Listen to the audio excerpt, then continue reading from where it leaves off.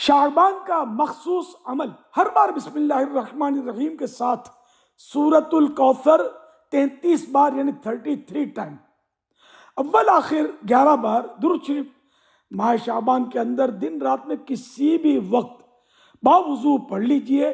شعبان میں روزانہ بھی پڑھ سکتے ہیں، مراد پوری ہونے کے لیے بہترین عمل ہے۔